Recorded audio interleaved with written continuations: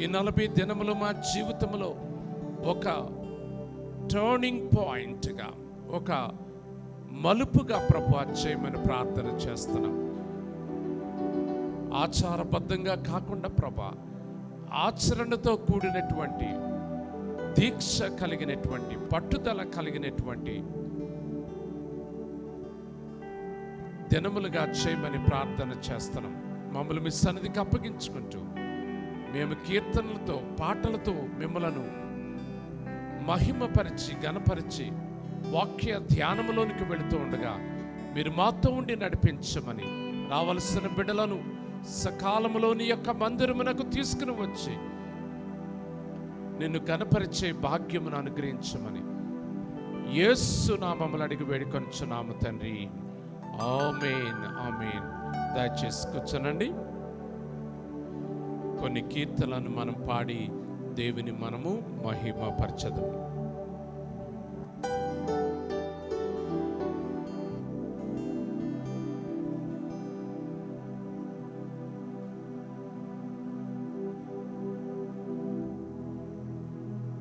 Hallelujah, praise the lord, హల్లెలూయా. మరొకసారి 40 దినముల సిలువ ధ్యాన కూడికలకు మీ అందరికీ కూడా ఆహ్వానం. మరి ఈ సమయంలో దూర ప్రాంతాల నుంచి లైవ్లో వీక్షిస్తున్న ప్రతి ఒక్కరికి ఈ దిన శుభములు తెలియజేస్తున్నాను. Thank you lord. ఒక చక్కటి పాటతో దేవుని నామాన్ని మహింపరుచుకుందాం.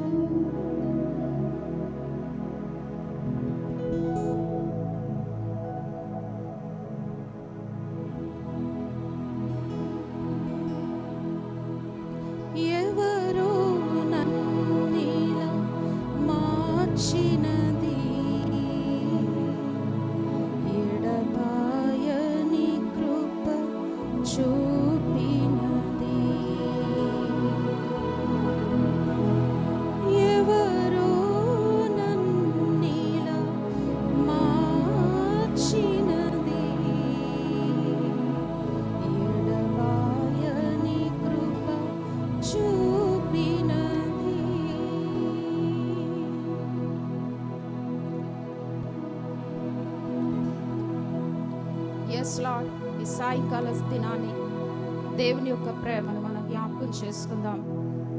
ప్రభు మనలను ఏ విధంగా ఆయన మనల్ని ఎన్నుకున్నాడు, మనల్ని ఎలా ఏర్పాటు చేసుకున్నాడు, ఎలా పిలుచుకున్నాడు.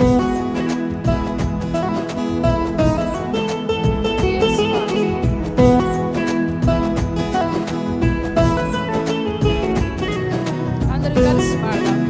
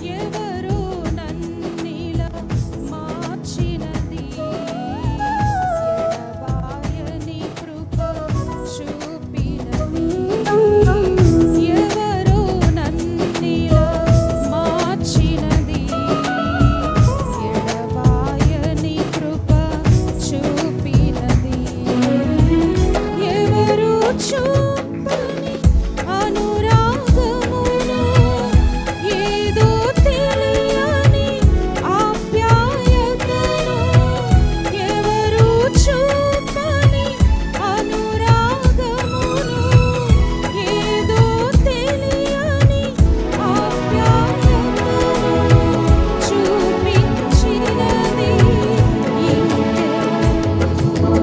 ఇదే కదా ప్రేమ, యేసయ్య ప్రేమ, మధురమైన ప్రేమ, దివ్యమైన ప్రేమ. yes Lord, ఇదే కదా ప్రేమ, యేసయ్య ప్రేమ, మధురమైన ప్రేమ, దివ్యమైన ప్రేమ.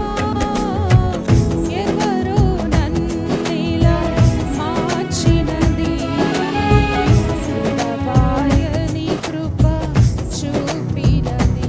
అందరూ చెప్దాం.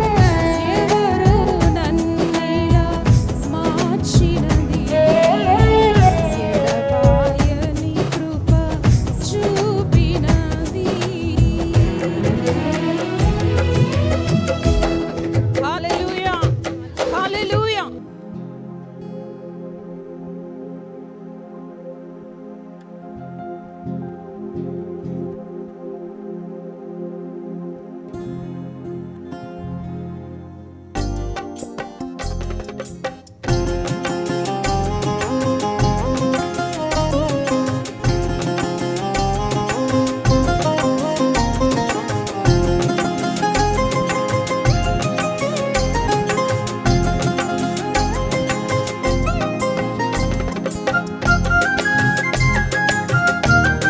మధురమైనది నా యేసు ప్రేమ, మరపురానిది నా తండ్రి ప్రేమ, మరువలేనిది నా యేసుని ప్రేమ, మధురాతి మధురం నా ప్రియుని ప్రేమ.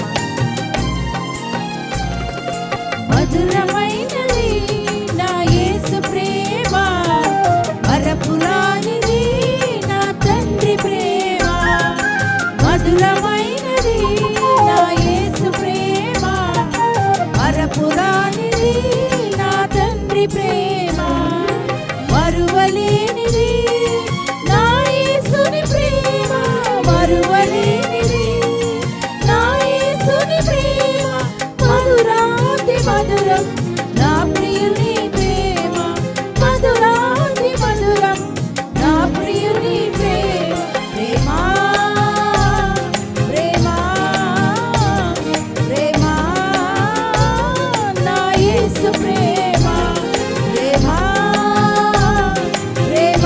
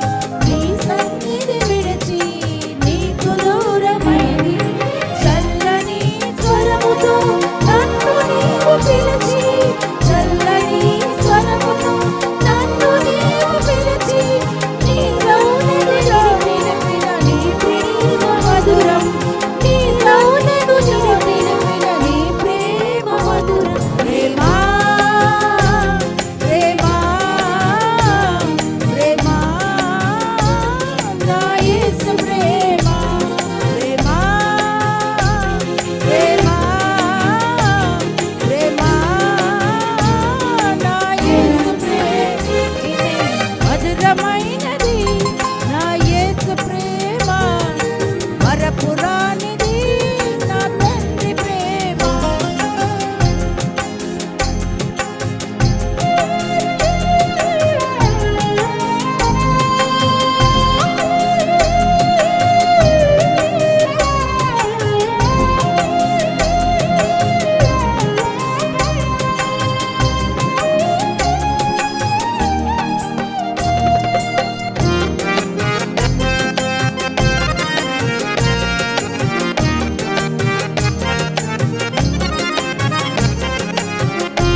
నీ సిలువ ప్రేమతో నన్ను ప్రేమించి మార్గమును చూపి మన్నించాడయ్యా. నీ సిలువ ప్రేమతో నన్ను ప్రేమించి మార్గమును చూపి మన్నించితివి.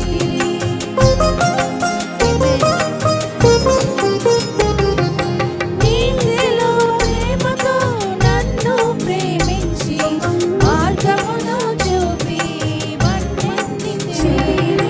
మరణపు ముళ్ళను విరచిన దేవా, విరచిన దేవా,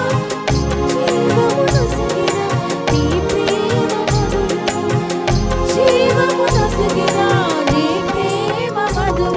ప్రేమ, ప్రేమ, స్వరమితి ప్రేమ, ప్రేమ, నా యేసుని ప్రేమ, ప్రేమ, అవునయ్యా ప్రేమ, నీ ప్రేమ గొప్పదయ్యా.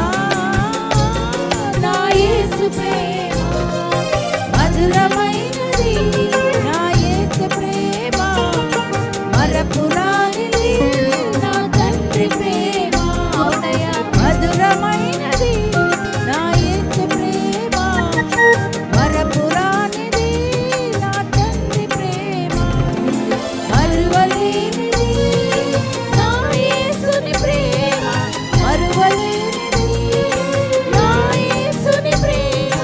మధురాతి మధురం నా ప్రియుని ప్రేమ, మధురాతి మధురం నా ప్రియుని ప్రేమ. ప్రేమ, ప్రేమ, నా యేసు ప్రేమ, ప్రేమ, ప్రేమ, ప్రేమ, నా యేసు ప్రేమ. హల్లెలూయా. ప్రశస్తమైన సమయాన్ని వాక్యంలోనికి మనము ప్రవేశిద్దాం. మరి గడిచిన 3 దినములు కూడా దేవుడు చక్కటి విషయాలు మనకు నేర్పించి ఉన్నారు. మరి 40 దినములు ప్రాముఖ్యత మనం తెలుసుకున్నాం. ప్రభు సన్నిధిలో 1 దినము గడిపితే 1000 దినముల కంటే శ్రేష్టం. కాబట్టి ప్రభు దినాన్ని మనము విస్మరించకుండా ప్రభు సన్నిధికి క్రమశిక్షణ భక్తి కలిగి మనం వచ్చినప్పుడు దేవుని ఆశీర్వాదాలతో దేవుడు మళ్ళీ ఆయన నింపుతాడు. ప్రియమైన దేవుని బిడ్డలారా, అందుకే దేవుని వాక్యం చెప్తుంది కదండి, ఆశ కలిగిన ప్రాణాన్ని దేవుడు తృప్తిపరుస్తాడు. ఆయన దేని విషయంలో, ప్రభు విషయంలో ఆశపడితే దేవుడు మనలను తృప్తిపరుస్తాడు. కాబట్టి మనకున్న ప్రతి విధమైన ఆలోచనలు ఇలాంటివన్నీ ప్రక్కన పెట్టి ప్రభు సన్నిధిలో కొంత టైం దేవునికి మనస్ఫూర్తిగా ఇద్దామండి.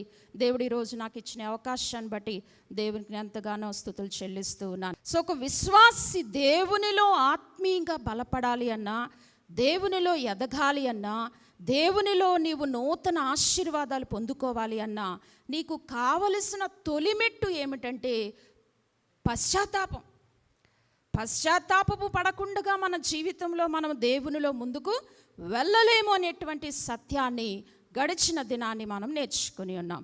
మరి 40 దినముల యొక్క ప్రాముఖ్యతను మనం చూసినప్పుడు 40 దినాలు కూడా ప్రభు సన్నిధిలో మనం ఏం చేస్తున్నాం, ఆయన వాక్యాన్ని మనము ధ్యానిస్తూ ఉన్నామన్నమాట. అందుకే భక్తుడైన దావీదు ఏం చెప్తాడంటే, ఎవరైతే దేవుని వాక్యాన్ని దివారాత్రులు దాన్ని ధ్యానిస్తాడో వాడు ధన్యుడు అని దేవుని వాక్యం చెప్పింది. హల్లెలూయా. సో దేవుని వాక్యాన్ని ఇంటి దగ్గర ధ్యానించే కన్నా 40 దినములు దేవుడు నీకు ఒక బంపర్ ఆఫర్ ఇచ్చాడనమాట. కాబట్టి ఈ యొక్క ఆపర్చునిటీని ఎవరైతే యూటిలైజ్ చేసుకుంటారో, ఉపయోగించుకుంటారో వారు బ్లెస్డ్ పర్సన్ అనమాట. కాబట్టి తప్పనిసరిగా మీరు ఒక మంచి డిసిప్లిన్ పెట్టుకొని, నేను ఒక్కరోజు కూడా మిస్ అవ్వకూడదు, ప్రభు సన్నిధిలో నేను ఉండాలి ఆయన వాక్యం ఎలాగైనా నేను ధ్యానించాలని అనుకునే తీర్మానం మీరు తీసుకుంటే, దేవుని సన్నిధిలో నేను సేవకురాలుగా చెప్తున్నాను, మీరు ధన్యులు అవ్వబోతూ ఉన్నారు ప్రియమైన దేవుని బిడ్డలారా. హల్లెలూయా. కాబట్టి మీరు ఈ మంచి అవకాశాన్ని మరి మీరు చక్కగా ఉపయోగించుకోవాలని నేను మనవి చేస్తున్నాను. అలాగనే చెప్పే సందేశాలు ఏదో చిత్తు పేపర్ మీద రాసేయడం కాదు. ఎక్కడ రాసుకోవాలి? దేవుని వాక్యాన్ని వింటున్నప్పుడు ఆ వాక్యాన్ని మన హృదయములో కూడా రాసేసుకోవాలి ప్రియమైనటువంటి దేవుని బిడ్డలారా. సో దానితో పాటు నువ్వు మరలా గుర్తు చేసుకోవడానికి చక్కగా ఒక నోట్స్ పెట్టుకొని, పెన్ను పెట్టుకొని చక్కగా రాసుకోవాలి. అలా కాకుండా ఏదో ఒక కాగితం మీద రాసేసి, ఏదో ఒక చిరిగిపోయిన పుస్తకం మీద, ఎక్కడో ఒక చిన్న నలిగిపోయిన అట్ట మీద రాసేసామనుకోండి, గుర్తుండదు నీకు. రేపు పొద్దున్న వెతుక్కోవడానికి కూడా అది ఎక్కడ పెట్టావో కూడా నీకు కనిపించదు. అందువల్ల ఏం చేయాలంటే ఒక మంచి క్రమశిక్షణ పెట్టుకొని, ఒక మంచి నోట్స్ పెట్టుకొని, వీలైతే ఒక 30 రూపాయలు 40 రూపాయలు ఉంటుంది ఒక నోట్స్. ఈ 40 దినాలు ఒక నోట్స్, ఒక పెన్ను కొనుక్కొని క్రమశిక్షణగా వచ్చి ప్రభు సన్నిధిలో కూర్చునే యవనస్సులు ఎంతమంది అని అడుగుతున్నాను నేను సేవకురాలుగా.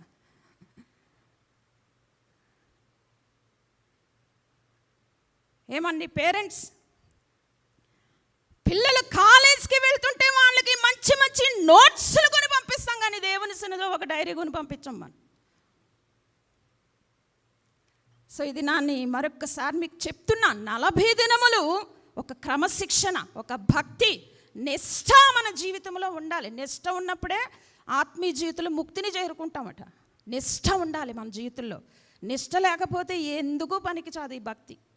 కాబట్టి డిసిప్లిన్ పెట్టుకోండి, ఒక కమిట్మెంట్ తీసుకోండి, ప్రభుకి ఆ టైం ఇచ్చేయాలి. బ్రదర్ ఎజ్రా గారిని అభినందిస్తున్నాను. 40 దినాలు క్రమం తప్పకుండా వస్తున్నారు. 40 డేస్ అయిన తర్వాత లెసన్స్ అన్నీ ఒక్కసారి చూడాలనుకుంటున్నాను బ్రదర్ డైరీలోంచి. Okay brother, very good. ఈరోజు ఒక రాణి యొక్క జీవితాన్ని మీ ముందు పెట్టాలని ఆశపడుతున్నా. దేవుని వాక్యంలో ఈ 40 దినములు వస్తున్నటువంటి నీ ఆత్మీయ జీవితానికి రహస్యము ఏమిటో దేవుని వాక్యంలో మనం చూస్తే, అసలు మన పరిస్థితి ఏంటో అపోస్తలుడైన పౌలు ఒక్కసారి మనకి దేవుని వాక్యంలో చెప్తున్నాడు. ఏమిటో ఆ మాటను చూసి దేవుని వాక్యంలోనికి మనం వెళ్దాం. ఎఫెసీయులకు రాసిన పత్రిక 2వ అధ్యాయము 1వ వచనాన్ని ఒకసారి చదువుకుందాం. ఎఫెసీయులకు రాసిన పత్రిక 2వ అధ్యాయము 1వ వచనాన్ని ఒకసారి తెరవండి, చక్కగా చదివి వినిపించండి నాకు. మీ అపరాధముల చేతను పాపముల చేతను మీరు చచ్చిన వారై ఉండగా ఆయన మిమ్ములను క్రీస్తుతో కూడా బ్రతికించెను. హల్లెలూయా, హల్లెలూయా. వండర్ఫుల్ వర్డ్ అండి ఇది. అండర్లైన్ చేసుకోండి ప్రియమైన దేవుని బిడ్డలారా. మనందరము కూడా ఎలాంటి వారము, మన పరిస్థితి ఏమిటో అపోస్తలుడైన పౌలు చక్కగా చెప్తున్నాడు. ఏమిటంటే, నా ప్రియ సహోదరి, నా ప్రియ సహోదరుడా, నా ప్రియ యవనస్తుడా, మనందరము కూడా మన అపరాధముల చేత, మన పాపముల చేత, మన అతిక్రమముల చేత, మన తప్పిదముల చేత, మన నోటి మాట చేత మనము చచ్చిన వారమై ఉండగా అని దేవుని వాక్యం చెప్తుంది. చచ్చిపోయి ఉన్నాం మన పాపముల చేత. అలాంటి చనిపోయినటువంటి చచ్చిన నీ జీవితం కొరకు ఎవరు ఈ లోకానికి వచ్చి త్యాగం చేశారని చెప్తున్నాడండి భక్తుడు. క్రీస్తు యేసు నీ కొరకు ఈ లోకములో నిన్ను బ్రతికించడానికి ఈ లోకానికి వచ్చాడట. వండర్ఫుల్. ఆయన మనలను బ్రతికించడానికి ఈ లోకానికి వచ్చాడు ప్రియమైన దేవుని బిడ్డలారా. కాబట్టి ఈరోజు మన యొక్క వ్యక్తిగత జీవితాన్ని ఈ 40 దినములు కూడా నీ యొక్క మాటలలో, నీ ప్రవర్తనలో, నీ వస్త్రధారణలో, నీ ఆలోచన విధానములో కూడా ఏమి రావాలంటే పరివర్తన రావాలని దేవుడు కోరుకుంటున్నాడు అనమాట. అది దాని ఉద్దేశం. పశ్చాత్తాపము రావాలి, నిజమైనటువంటి పశ్చాత్తాపం రావాలి, గుండె లోతుల్లోంచి రావాలి ఆ పశ్చాత్తాపం అన్నమాట. మరి అది ఎప్పుడు వస్తుంది, ఎలా వస్తుంది అంటే, ఇదిగో ఇలాంటి 40 దినములు దేవుని సన్నిధిలో నువ్వు ఎడతెగక కంటిన్యూగా ప్రభు సన్నిధి నువ్వు వెతుకుతున్నప్పుడు ఎందుకు రాదు? తప్పనిసరిగా దేవుడు ఇస్తాడు నీకు.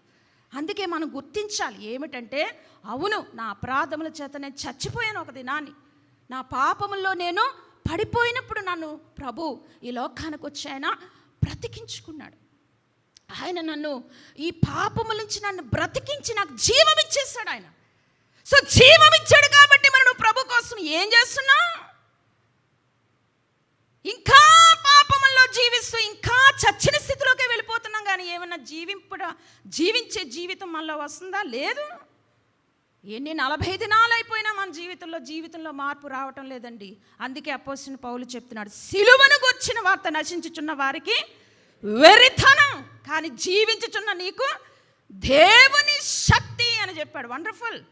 అంటే ఎవరైతే జీవిస్తున్నారో, అపరాధంలో పాపంలో చచ్చిపోకుండా జీవిస్తున్నారో, క్రీస్తు కొరకు బ్రతుకుతున్నారో వాళ్లకు సిలువను గూర్చిన వార్త ఏమై ఉండాలి? శక్తి అయి ఉండాలన్నమాట. అది అంతేగా 40 దినాలు సిలువ ధ్యానాలంటే ముఖం మార్చేసుకొని నూనె పెట్టుకొని దుఃఖముక్కలే కూర్చోడానికి కాదు. 40 దినాలు దేవుడు మనకిచ్చింది. కాబట్టి 40 దినములు నీకు ఎందుకు ఇచ్చాడంటే దేవుడు సిలువను గూర్చిన వార్తన నశించిపోతున్న జనానికి వెర్రితనం. వాళ్ళు నవ్వుకుంటూ ఉంటారు. 40 దినాలు ఎక్కడ పోతున్నామమ్మా దేవుని సన్నిధి ఎందుకు అంటూ ఉంటారు. కానీ 40 దినాలు మనకేంటి? సిలువను గూర్చిన వార్త మనకు శక్తి. ఎందుకునంటే మనము జీవిస్తాం. సిలువను గూర్చిన వార్త మరి నశించుచున్న వారికి వెర్రితనం, కానీ మరి జీవిస్తున్న మనకు దేవుని శక్తి. వండర్ఫుల్ ప్రియమైన దేవుని బిడ్డలారు. కాబట్టి చాలామంది అటు సిలువ చైన్ వేసుకుంటే ఏమొచ్చేట? సిలువ చైన్ కొనుక్కొని సిలువ సింబలతో చైన్ వేసుకుంటే శ్రమలు వచ్చేస్తాయట. శ్రమలు ఎంత ఘోరం ప్రియమైన దేవుని బిడ్డలారా. సిలువను అలా అర్థం చేసుకుంటున్నారు చాలామంది. ఈ 40 దినాలను కూడా అలాగే అర్థం చేసుకుంటారు చాలామంది. అందుకే ముందు రోజు చెప్పాను మీకు, 40 డేస్ అంటే టిఫిన్లు తినడానికి కాదు, 40 డేస్ అంటే దుఃఖముక్కలే కూర్చోడానికి కాదు, 40 డేస్ అంటే ప్రభు సన్నిధిలో ఉపవాస ప్రార్థన లేకుండా ఒక గంట అయినా ప్రభు సన్నిధిలో ప్రార్థించకుండా మన డ్యూటీస్ మన పనులు చేసుకోవడానికి కాదు. ఈ 40 దినాలు దేవుడు నీకు ఇచ్చింది. ప్రభు సన్నిధిలో మోకరించి ప్రార్థన చేయాలి. నువ్వు ప్రభు సన్నిధిలో కనిపెట్టాలి. నీ విశ్వాస జీవితం ఎలా ఉంటుంది? ఆత్మీయత జీవితం, ప్రభుతో ఎలా నడుస్తున్నాం, ప్రభుతో ఎలా బ్రతుకుతున్నాం, అది ముఖ్యం మన జీవితానికి. అందువలన భక్తుడైనటువంటి పౌలు చెప్తున్న మాట ఈరోజు మీరు గుర్తు చేసుకుని, ఇప్పుడు ఒక రాణి జీవితాన్ని మీ ముందు పెడతాను. ఎందుకంటే స్త్రీల దినోత్సవం కాబట్టి అందరం కూడా స్త్రీలలో నుంచి ఒక మంచి గుణాలు మనం తెలుసుకుంటే మనకి చాలా చాలా ఉపయోగంగా ఉంటుంది. సో బైబిల్ గ్రంథంలో అనేక మంది స్త్రీలు ఉన్నారు, కానీ ఈరోజు ఎందుకో దేవుడు ఒక రాణి జీవితాన్ని మీకు పరిచయం చేయాలని నేను ఆశపడుతున్నాను. బైబిల్ గ్రంథంలో ఆమె పేరుతోటే బైబిల్ గ్రంథంలో ఆమె లిఖించబడింది. ఎవరండి ఆమె? ఎస్తేరు. ప్రియమైనటువంటి దేవుని బిడ్డలారా, సో ఎస్తేరు అంటే అర్థము నక్షత్రము అనేటువంటి అర్థాన్ని ఆమె కలిగి ఉంది. నక్షత్రము, పరిమళ వాసన, చెట్టు, పరిమళ చెట్టు అని కూడా అర్థాలు కూడా ఉన్నాయి. హదస్స అనేటువంటి అర్థం కూడా ఉంది. సో ఈ ఎస్తేరు యొక్క జీవితంలో నుంచి ఒక 2-3 అతి ప్రాముఖ్యమైనటువంటి గుణములు మనం ఈరోజు నేర్చుకుని స్త్రీలమైన మన జీవితంలో ఒక ఆదర్శవంతమైన స్త్రీగా, ఒక దేవుని ఎడల ఒక భయభక్తులు కలిగిన తల్లిగా మరి ఈరోజు ఇక్కడ మనం కూర్చుని ఉండగలుగుతున్నామా? ఆమెలో ఉన్న గుణాలు ఏమిటో ఈరోజు దేవుని వాక్యంలో నుంచి మనము చూద్దాం. ప్రియమైన దేవుని బిడ్డలారా, ఎస్తేరు గ్రంథము తెరవండి. ఎస్తేరు గ్రంథము తెరచి మరి మొదటిగా నాకు సహాయం చేయండి, ఓకేనా? సో ఎస్తేరు గ్రంథము 4వ అధ్యాయము 3వ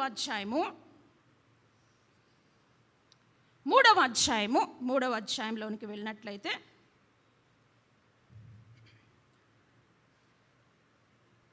10, 11, 12 వచనాలు నాకు చదివి వినిపించండి. 12వ వచనం చదివి వినిపించండి సిస్టర్. మొదటి నెల 13వ దినమందు రాజు యొక్క వ్రాతగాండ్రు పిలువబడిరి. హామాను ఆజ్ఞాపించిన ప్రకారము అంతయు ఆయా సంస్థానముల మీద ఉంచబడిన రాజు యొక్క అధిపతులకును అధికారులకును ఆయా సంస్థానములోని జనముల మీద ఉంచబడిన భూపతులకును అధిపతులకును అధికారులకును పిలుపును బట్టి, భాషను బట్టి రాజైన అహశ్వేరోషు పేరుట ఆ వ్రాతగాండ్ర చేత తాకీదులు వ్రాయబడి రాజు ఉంగరము చేత ముద్రింపబడెను. చాలు ప్రియమైనటువంటి దేవుని బిడ్డలారా, మీకు తెలుసు కాబట్టి నేను వివరించుకొని వెళ్ళిపోతాను. మీరు ఒకవేళ అండర్లైన్ చేసుకోండి. 3వ అధ్యాయం అంతా కూడా మనకి ఏం కనిపిస్తుందంటే, ఎస్తేరు అనేటువంటి ఈమె ఏ విధంగా తన జీవితంలో ఒక ఆదర్శవంతమైనటువంటి వనితగా, ఒక ఉన్నతమైనటువంటి ఆ స్థానములోనికి ఎలాగున వెళ్ళింది, ఎలాగున ఆదర్శవంతమైన స్త్రీ అయింది. ఆమె పేరుతో బైబిల్ గ్రంథములో 2 స్త్రీల పేర్లతో బైబిల్ గ్రంథములో లిఖించబడి ఉండుట, మరి ఈ దినాన స్త్రీల దినోత్సవ సందర్భముగా మనము ఆ స్త్రీలను అభినందించుకోవాలి. ప్రియమైన దేవుని బిడ్డలారా, ఎంత ఉన్నతమైనటువంటి క్వాలిటీస్ లేకపోతే బైబిల్ గ్రంథములో 2 స్త్రీల పేర్లను బైబిల్లో పేర్లతో గ్రంథాలు ఉన్నాయంటే ఎంత వండర్ఫుల్, ఎంత ఉన్నతమైనటువంటి జీవితాలు వారు జీవించారో మనం అర్థం చేసుకోవాలి. సో ఒకటి ఎస్తేరు, రెండవది రూతు అనేటువంటి 2 గ్రంథాలు బైబిల్లో ఉన్నాయి. ప్రియమైన దేవుని బిడ్డలారా, 66 గ్రంథాల్లో. సో అలాగున 3వ అధ్యాయం దగ్గరికి వచ్చేసరికి మనం ఏం చూస్తామంటే, మరి ఎస్తేరు ఒక అనాథ. తల్లిదండ్రులు చిన్నప్పుడే చనిపోయారు. ఆమె పెద్దదయ్యేటప్పటికి నా తల్లి ఎవరు అంటే తల్లి ఎవరు, తల్లి లేదు. నా తండ్రి ఎవరు అంటే తండ్రి లేడు. తల్లి లేదు, తండ్రి లేదు, ఇద్దరూ లేరు. అలాగున ఎదిగినటువంటి యవ్వన బాలిక తన జీవితంలో ఒక దినము వచ్చింది. ప్రియమైనటువంటి దేవుని బిడ్డలారా, ఆ అనాథ అయినటువంటి ఎస్తేరును మరి మొర్దెకై తన పినతండ్రి అన్న పెంచుకున్నట్లుగా దేవుని వాక్యంలో మనం చూస్తాం. సో పెంచుకున్నాడు, పెద్దదయ్యింది, యవనస్రాలుగా అయింది. మరి మొర్దెకై యూదుడు, ఎస్తేరు కూడా యూదురాలు. ఆ దినములలో యూదులకున్న నిష్ఠా భక్తి ఉండి గుండె గుబేలమంటది మనకు. అంత భక్తిని, అంత నిష్ఠ కలిగినటువంటి వారు యూదులంటే. ఆషామాషి విషయం కాదు. ధర్మశాస్త్రం అంతా బలంగా పఠించేటువంటి క్రమశిక్షణ కలిగినటువంటి కుటుంబాలు ఆ దినములలో. సో అలాగున మొర్దెకై యూదుడుగా ఉంటూ దేవుని లేఖనాలను, భక్తి నియమాలను చిన్నతనము నుంచే బాలికైనటువంటి ఎస్తేరుకు నేర్పిస్తూ వచ్చాడు. ప్రియమైనటువంటి దేవుని, అందుకే చెప్తున్నా, తల్లిదండ్రులమైన మనము బిడ్డలకు నీవు భక్తిని గనక నేర్పించకపోతే, భయభక్తులు నేర్పించకపోతే, వాళ్ళకి బైబిల్ అంటే ఏటో నువ్వు చెప్పకపోతే, కీర్తనలో మొదటి కీర్తన ఏంటిరా బాబు అంటే నువ్వు వాళ్ళు నోరు మెదపటను లేదంటే నువ్వు అర్థం చేసుకోవాలి వాళ్ళ భక్తి ఎలా ఉందో. తల్లిదండ్రులుగా ఉన్న మనము భక్తిని బిడ్డలకు నేర్పించక ఏమి నేర్పిస్తున్నాం? మరి 20 దినాల్లో ఏమి నేర్పిస్తున్నామండి బిడ్డలకు? తల్లిదండ్రులు సాఫ్ట్వేర్ ఇంజనీర్ లేకపోతే మరొక ఇంజనీరు, మరొక కలెక్టర్ అని బ్యాగులు కొని పంపిస్తూ ఉంటాం వాళ్ళకి. ఏనాడు కూడా బైబిల్ చదివేవా, కుటుంబ ప్రార్థన ఉంది, ఆదివారం చర్చికి వెళ్దాం రా అని బిడ్డలకు చెప్పిన తల్లిదండ్రులు ఎక్కడ ఉన్నారు? ప్రియమైన దేవుని బిడ్డలారా, గుర్తు చేసుకోండి. ఈ యంగ్ జనరేషన్లో అలాంటి క్రైస్తవ తల్లిదండ్రులు కావాలని దేవుడు కోరుకుంటున్నాడని. ఇంకా లేరు, చూడడానికి కూడా లేరు తల్లిదండ్రులు అలాంటి వారు, కనిపించట్లేదు మనకి. సో అందుకే సంఘాల్లో తల్లులు ఉంటారు, బిడ్డలు ఉండరు, యవనస్తులు ఉండరు. ఎక్కడున్నారంటే ట్రైనింగ్కి వెళ్ళాడండి, కాలేజ్కి వెళ్ళాడు, ట్యూషన్కి వెళ్ళాడండి. మరి ఆదివారం నీకు చర్చా, బిడ్డలకు చర్చ కాదా? సో ఇంత భయభక్తులలో పెంచినటువంటి ఎస్తేరు యవ్వనస్తురాలుగా ఉన్నప్పుడే మొర్దెకై దేవునిలో, భయములో, భక్తిలో పెంచుకుంటూ వచ్చేసాడు. అలా పెరిగినటువంటి బాలికైన ఎస్తేరుకు ఒక దినము వచ్చింది. ప్రియమైన దేవుని బిడ్డలారా, ఏం జరిగిందో మనం చూస్తే దేవుని వాక్యంలో 1వ అధ్యాయం 2వ అధ్యాయాలు మీ అందరికీ తెలుసు. ఏమైంది? అహశ్వేరోషు అనేటువంటి గొప్ప రాజు తన యొక్క పరిపాలనలో తన భార్య అయిన వష్తి ఆ విందులో తనను గౌరవించకపోవటం వలన వష్తి అనేటువంటి తన భార్యను మరి ఆ యొక్క రాజు మరి ఆమెను కోటలో నుంచి పంపించి వేసినట్లుగా మనం చూస్తాం. అధిపతులందరూ చెప్తారు. ఆమె మరి రాజు మాట వినకపోవటం వల్ల ఆమెను మనము మరి బహిష్కరించాలి రాణిగా అని చెప్పినటువంటి మాట మనం అక్కడ వింటాం 1-2 అధ్యాయాలు. సో 3వ అధ్యాయం దగ్గరకు వచ్చేసరికి ఏమైపోయిందంటే 2-3 అధ్యాయాలు 2వ అధ్యాయం దగ్గరికి ఏమైపోయిందో ఇప్పుడు మనం చూస్తున్నాం.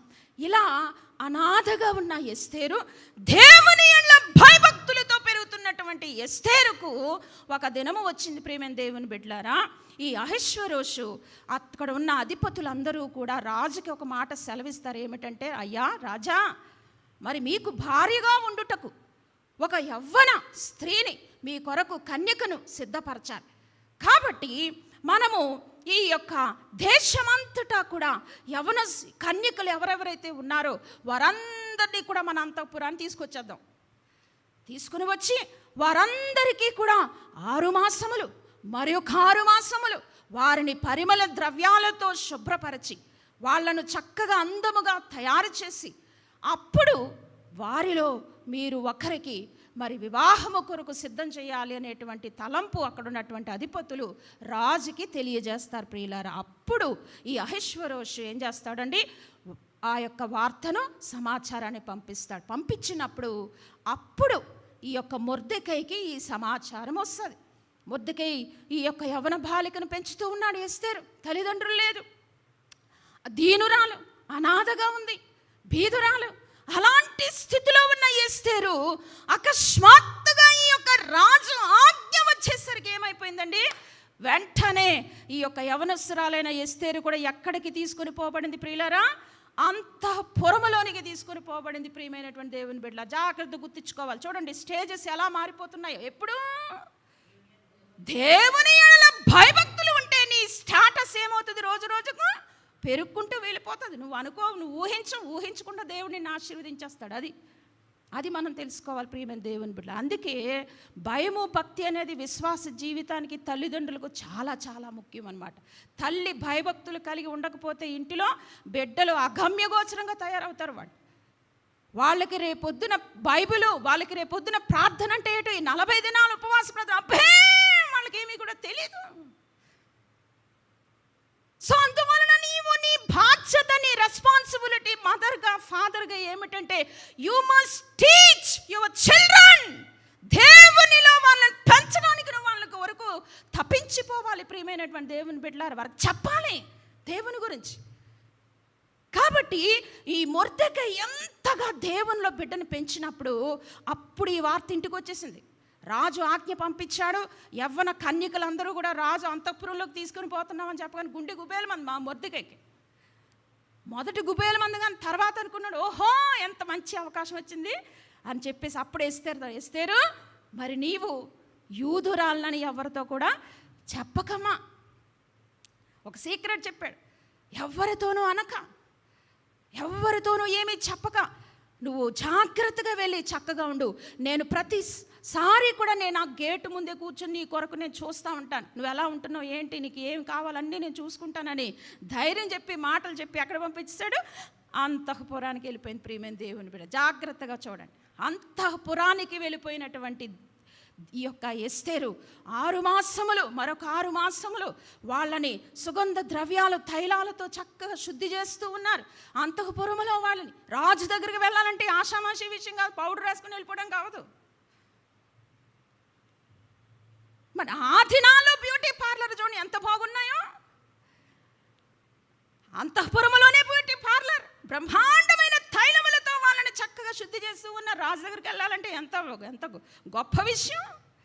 సో అలాగున వెళ్ళిపోయినటువంటి ఎస్తేరుకు ఇక్కడ ఏమి జరిగింది, ఏమవిందని మనం చూస్తే, ఆ అంతఃపురములో ఆ కోటలో ఒక వ్యక్తి ఉన్నాడు. అతని పేరు ఏంటంటే హామాను. అతని పేరు ఈ హామాను ఈ మొర్దెకై అనేటువంటి వ్యక్తిని చూచినప్పుడు మరి అతడు వంగక నమస్కారం చేయకపోవడం చూచి మనస్సులో అతని మీద అసూయ ద్వేషం పెంచుకొని కోపము పడి అతనిని ఎలాగైనా సరే ఈ యొక్క ఆస్థానం నుంచి బయట పంపించేయాలి, లేదంటే అతను కనబడకూడదు నా కళ్ళకు. ఎందుకంటే నమస్కారం చేయలేదు, వంగలేదు. అంటే యూదులు ఎవరికి కూడా నమస్కరించరు.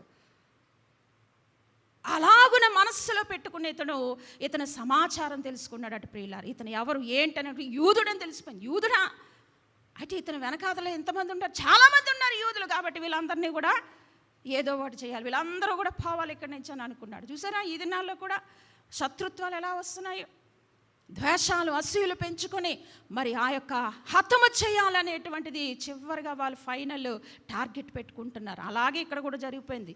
ఈ హామాన్ అనేటువంటి వ్యక్తి ఏం చేశాడు, ఒక దురాలోచన పన్నాడు. ఈ హామాను మొద్దకై ఉండకూడదు, మొద్దకై వెనకన ఉన్నటువంటి యొక్క యూదులంతా కూడా పోవాలి ఒక్క దినాన్ని. అది మనం 3వ అధ్యాయంలో చదువుకున్న. ఏమి పంపించాడట, తాకీదులు పంపించాడట. ప్రతి సంస్థానానికి పంపించేశాడట. ఏమని, యూదులందరినీ కూడా హతము చేయాలి. ఎవరిని, పిల్లలను, పెద్దలను, వృద్ధులను, స్త్రీలను, ప్రతి ఒక్కరిని కూడా ఒక్క దినమునందే వారిని చంపేయాలి అనేటువంటి తాకీదు వ్రాయించి రాజు చేత ముద్ర వేయించి రాజు చేత ముద్ర సీల్ చేసేసి ఆ పత్రాలన్నీ కూడా మొత్తం సంస్థలన్నింటికీ పంపించేసాడట. ఒక్కసారి ఆలోచించేయండి, ఎంత ఘోరాతి ఘోరమో ఒక్కసారి ఆలోచించండి. అందుకే బైబిల్ గ్రంథంలో స్త్రీ పేరు మీద ఈ గ్రంథపు చరిత్ర ఉందంటే వండర్ఫుల్ అన్నమాట. ఎస్తేరు గ్రంథము చరిత్రను తెలిపేటువంటి గ్రంథం, వండర్ఫుల్ బుక్ అన్నమాట. మీరు అందుకే బాగా చదివి నమరు వేసుకోవాలి మీ యొక్క వ్యక్తిగత జీవితంలో. సో ఒక అనాథ అయినటువంటి యవనస్తురాలు అంతఃపురానికి వెళ్ళిందంటే బికాస్ ఆఫ్ మరి దేవుని ఎడల తనకున్నటువంటి మరి ఫియర్, దేవుని ఎడల తనకున్నటువంటి వండర్ఫుల్ ఆ యొక్క డివోషన్, ఆ యొక్క వండర్ఫుల్ భక్తి జీవితమును బట్టి ఆమె అంతఃపురానికి వెళ్ళబడింది. ప్రియమైనటువంటి దేవుని బిడ్డలారా, వెళ్ళిన తర్వాత అప్పుడు ఈ యొక్క తాకీదులు మొత్తం అందరికీ వెళ్ళిపోయాయి. అందరికీ వెళ్ళిపోయిన తర్వాత ఎవరికి తెలిసింది ఈ సమాచారం? మొదటిగా మొర్దెకైకి తెలిసింది. మొర్దెకైకి తెలిసిన తర్వాత మొర్దెకై నుంచి ఎవరికి తెలిసిపోయిందండి?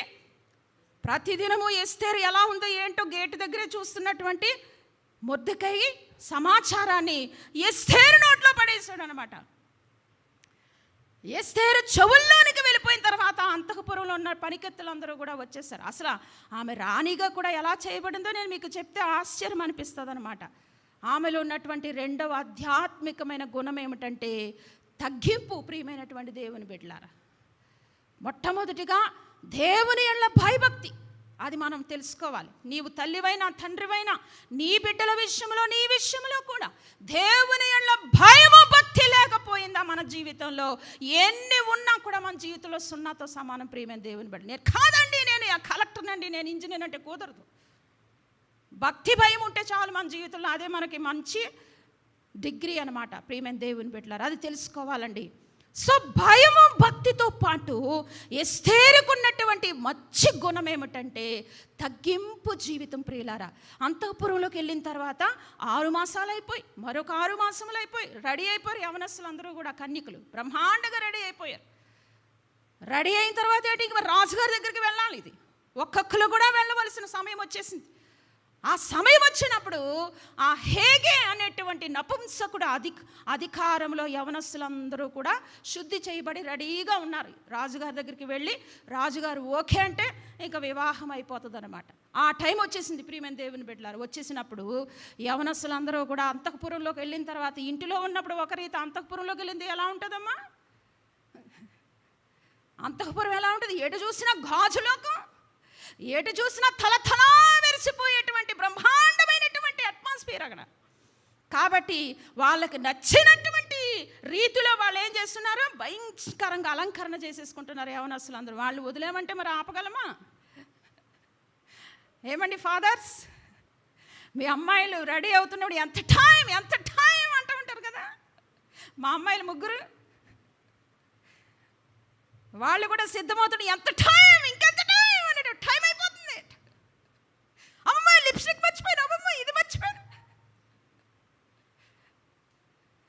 ఒకసారి అయితే మొత్తం అన్ని మర్చిపోయి వచ్చేసి కార్లు ఎక్కేసి. సో ఇలాగని యవనస్తులందరూ కూడా కంగారు పడిపోయి వాళ్ళకి నచ్చినటువంటి అలంకరణ చేసేసుకుని రాజు దగ్గరికి వెళ్ళిపోతుంటే ఒక్కొక్కడు కూడా వెనక్కి వచ్చేస్తున్నారు. రాజుగారికి ఎవరికి కూడా ఎవరి మీద కూడా మనసు రావటం లేదు. బ్రహ్మాండమైన నెక్లెస్ వేసుకొని వెళ్ళిపోతున్నారు. రాజుగారు నన్నే చూస్తారు, నాకే మొట్టమొదటి దండ వేసేస్తారని కూడా ఎవరిని వేయట్లేదు రాజుగారు. మొత్తం అందరూ లైన్లో, వెళ్తున్న వాళ్ళందరూ లైన్లో వచ్చేస్తున్నారు. ఇంకా ఎవరండి? ఎస్తేరు ఉండిపోయింది. ప్రియమైన దేవుని బిడ్డలారా, మరి ఎస్తేరుకి ఇంటిలో ఏం అలవాటు? భక్తి జీవితం, తగుమాత్రపు అలంకరణ, భక్తిగా ఉండుట, భయము భక్తితో జీవించడం అనేది నేర్చుకుంది. ఆ అంతఃపురంలోనికి వెళ్ళినా తన తలంపులు మారలేదు. అందుకే చెప్తున్నా, నువ్వు భక్తిగా ఉంటే నువ్వు ఎక్కడికి వెళ్ళినా సరే నీ భక్తి ఎప్పుడు కూడా స్టాండర్డ్గా ఉంటుంది. హల్లెలూయా. అందుకే మరి సేవకులు ఈ దినాల్లో ఇక్కడ సేవ చేస్తున్న అమెరికా వెళ్ళకి 2 భార్యలు 3 భార్యలు.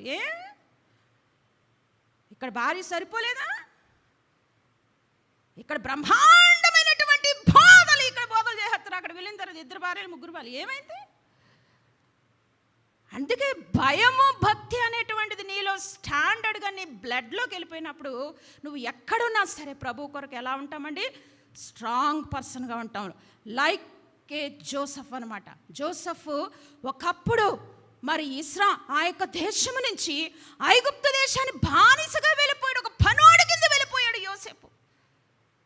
పనివాడి కింద వెళ్ళిపోయాడు కాబట్టి ఆ పోతీఫరు భార్య మనిద్దరం కూడా మరి ఈ యొక్క మరి కార్యం చేద్దాం, రాజుకు నా భర్తకు తెలియదు, అతను లేడు, ఊరెళ్ళిపోయాడంటే అప్పుడు ఏం చేశాడండి యోసేపు? ఎంత బ్రహ్మాండమైన ఛాన్స్ అనుకున్నాడో, లేకపోతే ఏమనుకున్నాడండి? ఇట్టి దుర్మార్గమైనటువంటి కార్యం నేను చేయడానికి ఎంతటి వాడిని అనుకుంటున్నావు? ఎవరిని అనుకుంటున్నావు అసలు నువ్వు?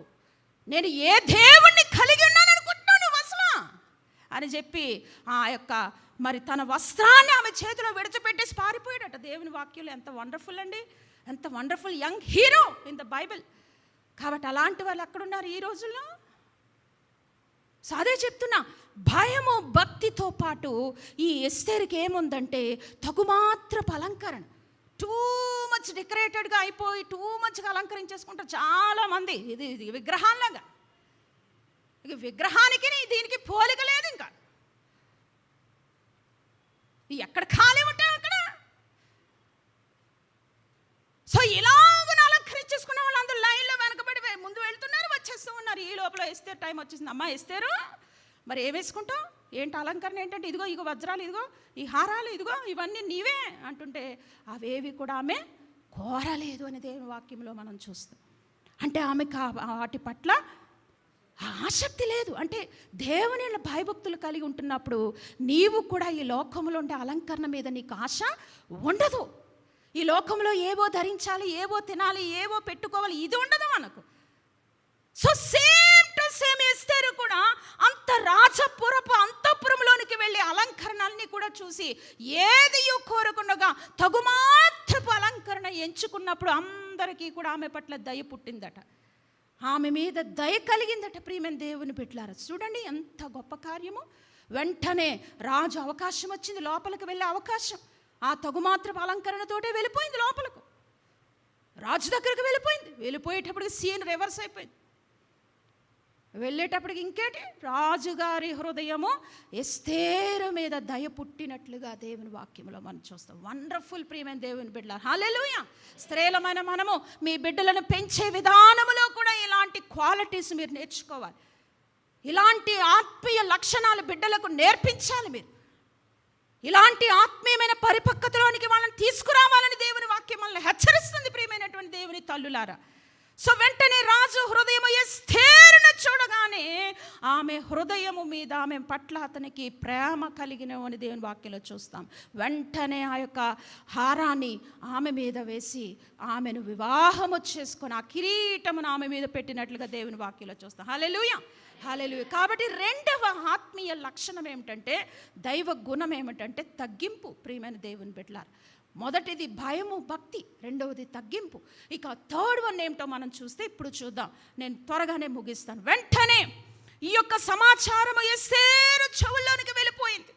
ఇంత సంతోషంగా రాణి అయిపోయినటువంటి ఎస్తేరు సింహాసనం మీద కూర్చొని ఆనందించవలసిన టైం వచ్చేసింది.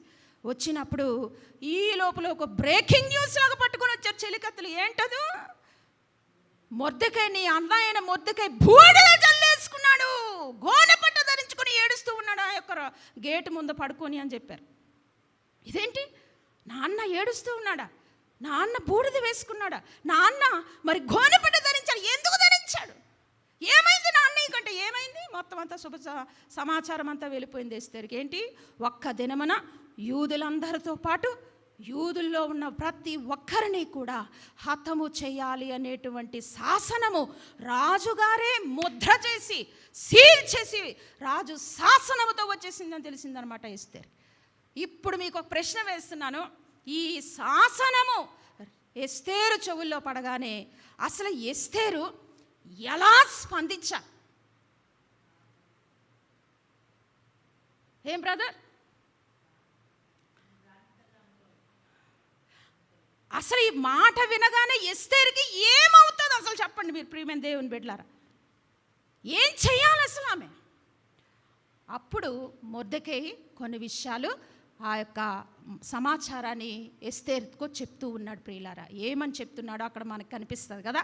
ఆ మాట ఒక్కసారి చదువుకుని ముందుకు వెళ్ళిపోదాం, ఓకేనా? సో ఏమంటున్నాడో చూడండి. ఆ యొక్క 4వ అధ్యాయము 4వ అధ్యాయం 12వ వచనం నుంచి మనకు కనిపిస్తుంది. సిస్టర్స్ చదవండి అమ్మా. ఓకే అండి.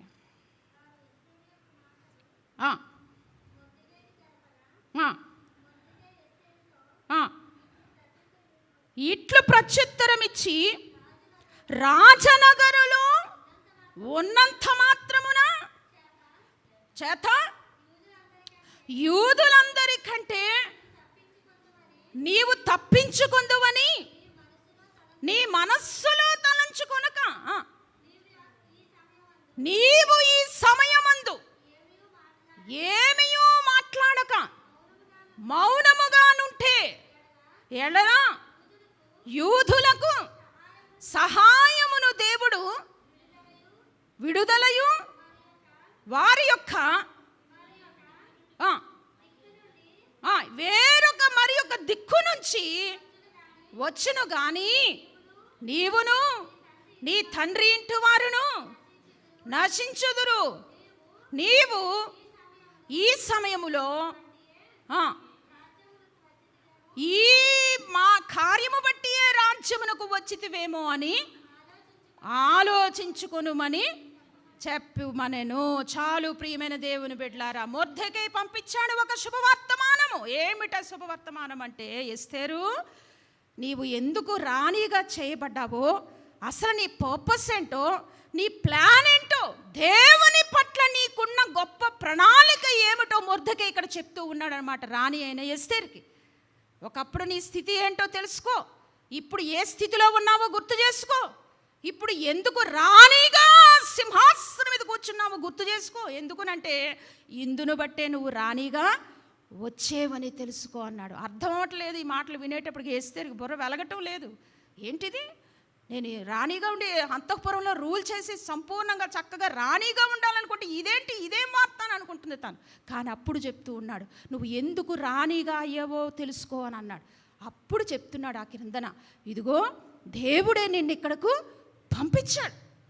సో ఇదే మాట యోసేపు కూడా అన్నదమ్ములు తిరిగి వచ్చేసిన తర్వాత చెప్తాడు, అన్నదమ్ములారా మీరు దుఃఖపడకండి, ఎందుకు దేవుడు నన్ను ముందుగా ఇక్కడికి ఎందుకు పంపించాడంటే మంచి కొరకే నన్ను పంపించాడు, మీ కొరకే నన్ను దేవుడు ఇక్కడికి పంపించాడు, ఈ శ్రమల గుండా నన్ను పంపించాడు, ఈ ఐగుప్తు దేశంలో అధిపతిగా దేవుడు నన్ను చేసేసాడు, ఎందుకునంటే మీకోసమేనారా అన్నాడు అన్నమాట.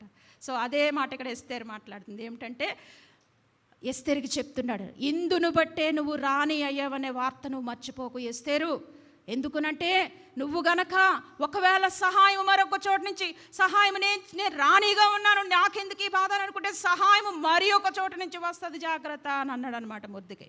అప్పుడు గుండె గుబేలు మంది, అమ్మో ఈ పొజిషన్ దేవుడు నాకు ఎందుకే ఇచ్చాడు, నన్ను ఈ రాణిగా దేవుడు ఎందుకే చేశాడు, ఎందుకునంటే నా ప్రజలందరూ కూడా ఒక్క దినాన్ని చచ్చిపోతారు, ఎందుకంటే నేను కూడా యూదురాలే. అది నువ్వు కూడా యూదురాలవే, గుర్తు చేసుకో.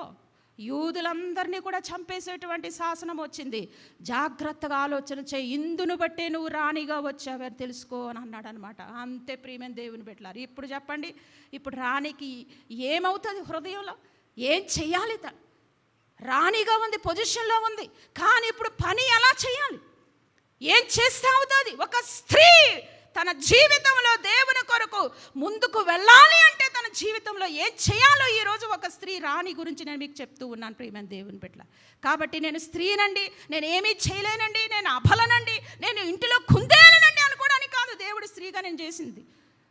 ఎందుకు చేశాడో ఇక్కడ నేను చెప్తున్నాను ప్రియమైన దేవుని బిడ్డలారా. ఒక ప్రార్థించే స్త్రీ ఇంటిలో ఉంటే ఏమవుతుంది? ఒక కన్నీరు కార్చే తల్లి ఇంటిలో ఉంటే బిడ్డలు ఎలా ఉంటారు? ఒక బైబిల్ చదివేసి తల్లి ఇంటిలో ఉంటే ఇల్లు ఎలా ఉంటుంది? గుర్తు చేసుకోండి. ఈనాడు ఉన్నారు అలాంటి తల్లులు? లేం. 24 గంటలు, కొన్ని గంటలు బ్యూటీ పార్లర్కి వెళ్తే, కొన్ని గంటలు వంటలు బూరెలు గారెలు వండుకొని తింటాం ఇంట్లో కూర్చొని. ఏనాడు కూర్చోబెట్టి తల్లి బిడ్డలకు వాక్యం చెప్పామండి? గుర్తు చేసుకోవాలి ప్రియమైన దేవుని బిడ్డలారా. ఇలా చెప్తున్నప్పుడు ఏదో మనసులో నొచ్చుకోవడం కాదు, మనసులో నొచ్చుకుంటే పని అవుతుంది కాస్త. సో వెంటనే ఎస్తేరు ఏం చేసిందో చూద్దాము. ఈ శాసనము ఇలా ముద్ర వేసి, రాజుతో ముద్ర వేసి పంపించేశారు. ఈ ముద్ర తీరాలంటే ఏం చేయాలి మరి ఇప్పుడు? వెంటనే అక్కడ ఆ మాటలు చెప్తుందండి. ఆ మాటలు నాకు చాలా చాలా ఇష్టము. వండర్ఫుల్ వర్డ్స్ చెప్తుంది. ఆ మాటలు చూద్దాం. చూడండి ఏం చేసిందో దేవుని వాక్యంలో మనం చూద్దాం ప్రియులారా. చూడండి ఎక్కడి నుంచి మనకి ఇస్తే 4వ అధ్యాయము. సో 15th నుంచి చదవండి సిస్టర్. అప్పుడు ఎస్తేరు మొర్దెకైతో ఇట్లా, నేను నీవు పోయి కనబడిన యూదులనందరినీ సమాజ మందిరమునందు సమకూర్చి నా నిమిత్తము ఉపవాసముండి 3 దినములు అన్నపానములు చేయకుండుడి. నేనును నా పనికత్తెలను ఉపవాసముందుము. ప్రవేశించుట న్యాయ వ్యతిరేకతముగా ఉన్నను నేను రాజునొద్దకు ప్రవేశించదను. నేను నశించదను. చాలు ప్రియమైన దేవుని బిడ్డలారా. హల్లెలూయా, హల్లెలూయా. స్త్రీలమైన మనందరం కూడా ఈమెకి ఏం పెట్టాలి ఇప్పుడు ఈరోజు? అది నేను నశించదను అనేటువంటి తల్లులు ఏ ఇంటిలో ఉంటానో ఆ ఇల్లు బాగుపడిపోద్ది ప్రియమైన దేవుని బిడ్డలారా. నేను బ్రతికినంత కాలము నా బిడ్డలు భక్తి జీవితంలో ఉండాలి అని తీర్మానం తీసుకున్న ఏ తల్లి ఇంటిలో ఉంటుందో ఆ తల్లి, ఆ ఇల్లు దీవించబడిపోద్ది ప్రియమైన దేవుని బిడ్డ. అది నా జీవితం నాది, నా బిడ్డలు కన్నాను, ఏమవుతే మాకెట్లే మన ఇష్టం, నా జీవితం నాది అని అనుకుంటే ఇల్లు పాడైపోతుంది, నువ్వు పాడైపోతావు కొన్ని దినాలకి. దేవుడు మనకు అది ఇవ్వలేదు. దేవుడు నీకు ఇచ్చింది ఏంటంటే ఎస్తేరును చూసి నేను నేర్పిస్తున్నాను. నేను నశించిపోతాను, కానీ ఇదిగో శోషణ కోటలో ఆ యొక్క సమాజ మందిరములో ప్రతి ఒక్కరూ, యూదులైన మీరందరూ కూడా ఉపవాసం ఉండండి, 3 దినములు ప్రార్థన చేయండి దేవునికి అని చెప్పింది. అంతే. వండర్ఫుల్ అన్నమాట ప్రియమైన దేవుని పెట్టారా. అంటే ఇప్పుడు మీరు అర్థం చేసుకోండి, ముందు చెప్పిన భయము భక్తి అనేటువంటిది ఎక్కడ పనిచేసింది? సమస్య వచ్చినప్పుడు అది పనిచేసింది ప్రియమైన దేవుని. అందుకే చెప్తున్నా, భయము భక్తి ఉన్నప్పుడు నీ జీవితంలో నువ్వు ఎన్ని సమస్యలు వచ్చినా నువ్వు నిలబడిపోతావు. You must stand. దేవుని కొరకు ఎన్ని కష్టాలు వచ్చినా కదలవు. ఎందుకనంటే నీ భయము భక్తి ఎలా ఉంది? స్టాండర్డ్గా ఉందన్నమాట నీ విశ్వాసం. అదే చెప్తున్నాను ఇక్కడ.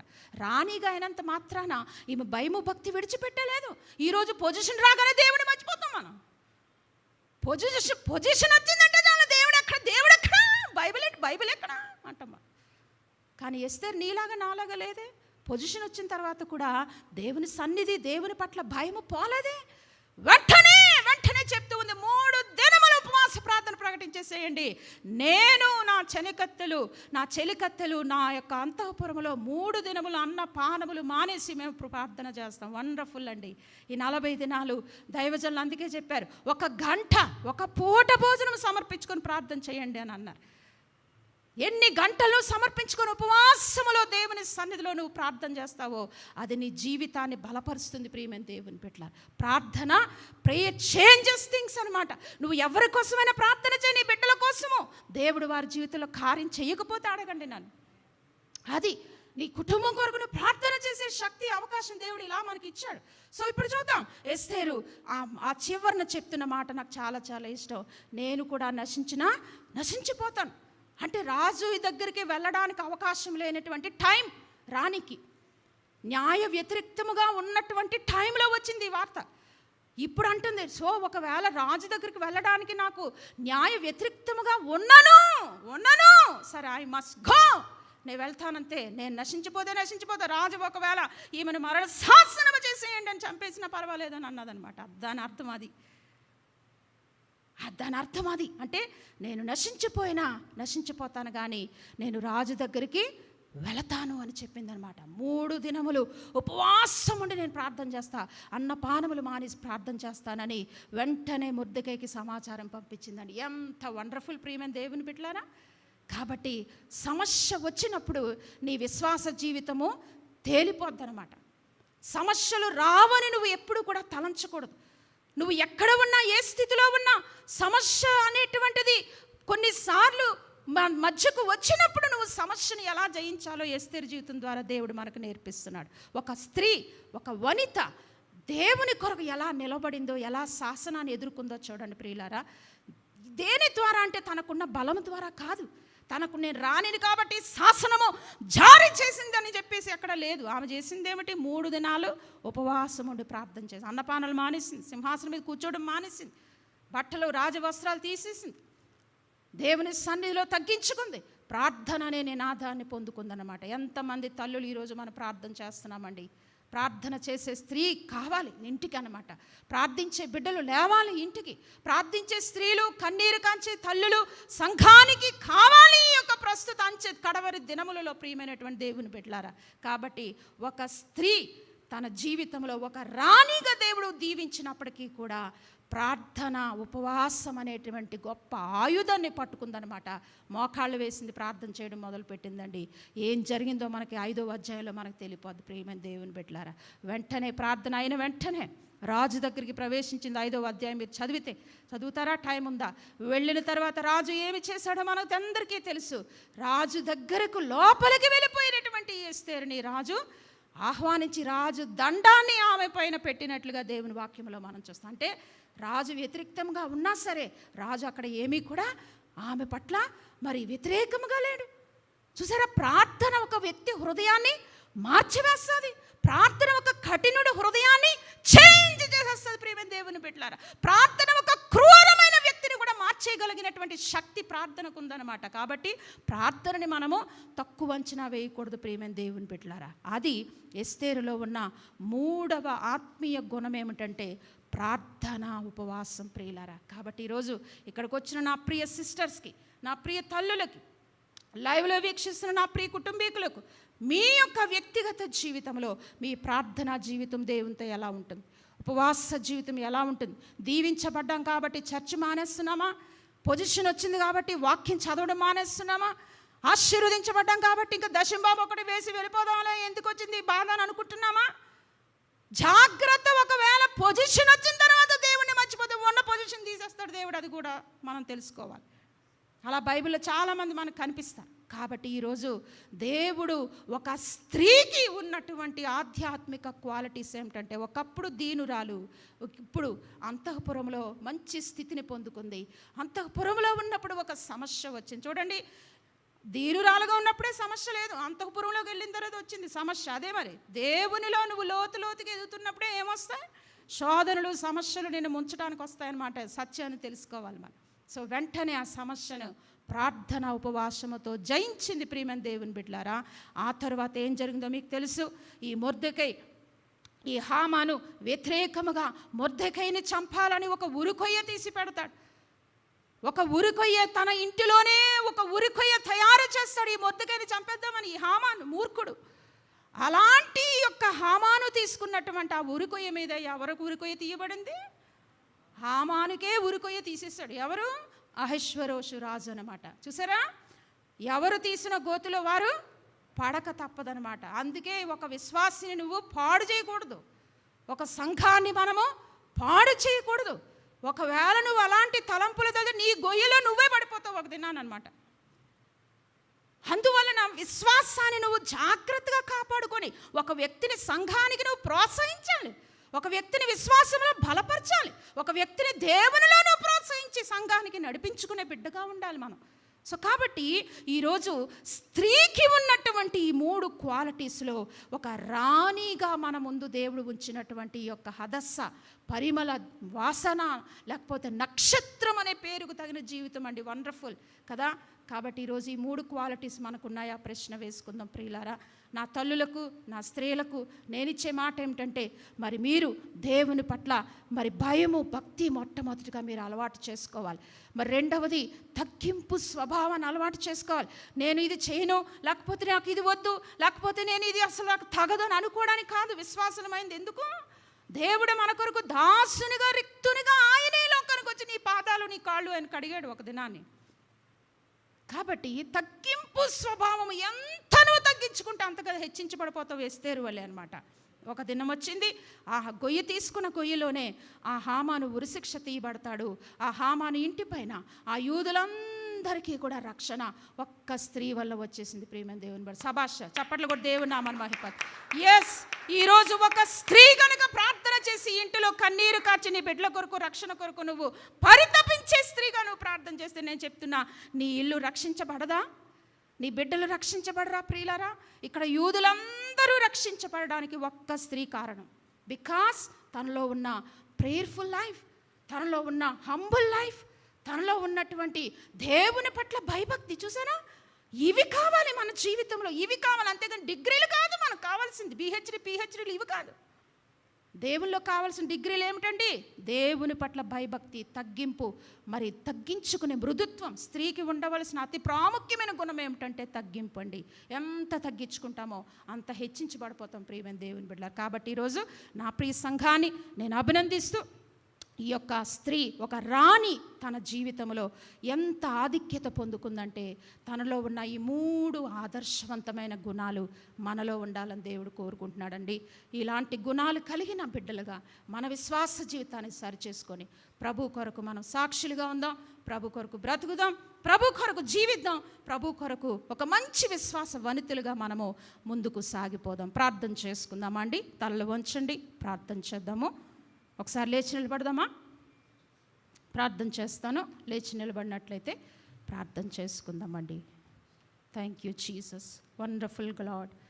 Thank you Holy Spirit. పరిశుద్ధాత్ముడా నీకు వందనాలు తండ్రి. ఈ సాయంకాలం అందు ఈ అవకాశం మాకు ఇచ్చావయ్యా. నిజమే ప్రభా, లోకము చాలా చాలా బిజీగా వారి యొక్క పనుల్లో ఉన్నారయ్యా.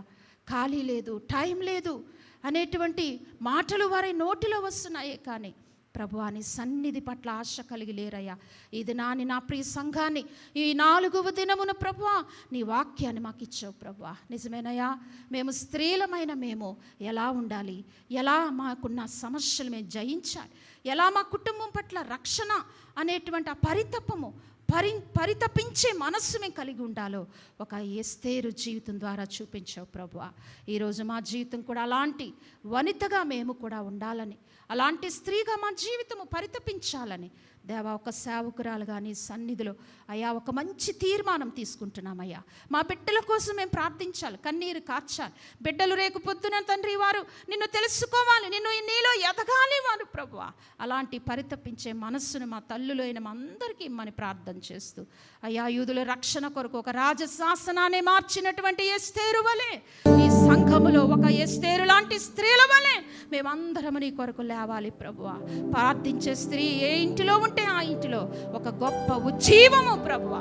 ఉపవాసము ప్రార్థన చేసే స్త్రీలు ఏ ఇంటిలో ఏ సంఘములో ఉంటారో ఆ సంఘములో గొప్ప ఉజ్జీవము కురివించబడుతుంది ప్రభువా. మార్పు వస్తుంది తండ్రి, పరివర్తన వస్తుంది ప్రభువా. అలాంటి వారిగా మమ్మల్ని చేయమని ప్రార్థన చేస్తూ నా ప్రియ సంఘాన్ని సన్నిధిగా అప్పగించుకోండి. మరొక దినము మరొక అవకాశం అందరికీ దయచేయమని, ఇట్టి రీతిగా నీ సన్నిధిలో మేము 40 దినములు పాటించగలిగేటువంటి నీ కృప మాకు దయచేయమని, ఉపవాసమున నీ బిడ్డలకు శక్తిని బలాన్ని దయచేయమని ప్రార్థన చేస్తూ పరిశుద్ధాత్మ నడిపింపుతో మమ్మల్ని ముందుకు తీసుకుని వెళ్ళమని ప్రార్థన చేస్తూ రేపటి దినము పరిశుద్ధ దినము నీ సన్నిధికి వేగిరపడి ఆశ కలిగి భయము భక్తి కలిగి నీ సన్నిధి పరుగులు పెట్టుకుని రావడానికి నీ కృప మాకు అనుగ్రహించమని నా ప్రియ సంఘాన్ని పాదాల చెంతకు అప్పగించుకుంటూ లైవ్లో వీక్షిస్తున్న వారిని కూడా బలపరిచి స్థిరపరచమని యేసు శక్తి కలిగిన నామములో ప్రార్థించుకుంటున్న మా ప్రియ పరలోకపు తండ్రి, ఆమేన్ ఆమేన్ ఆమేన్ ఆమేన్. దేవుని నామానికి మహిమ కలుగును. మన తండ్రి అయిన దేవుని ప్రేమయు, మన ప్రభును ప్రియరక్షకుడైన యేసుక్రీస్తు వారి కృపయు, పరిశుద్ధాత్మని అన్యోన్య సహవాసం, ఆయన కాపుదల, నడిపింపు, అభిషేకము, స్వస్థత, సమాధానము. ఎవరైతే ఉపవాసం ఉండి, ఒక భోజనం ఉపవాసం ఉండి 1 గంట ప్రార్థనలో గడుపుతున్నటువంటి స్త్రీలకు, పురుషులకు, యవన బిడ్డలకు, ప్రతి ఒక్కరికి, మనందరికీ ఆయా స్థలాల్లో దేవుని ఆశీర్వాదంతో ముందుకు సాగుతున్న బిడ్డలందరికీ సదాకాలము త్రియక దేవుని ఆశీర్వాదములుండును గాక. ఆమేన్, ఆమేన్. Thank you. God bless you.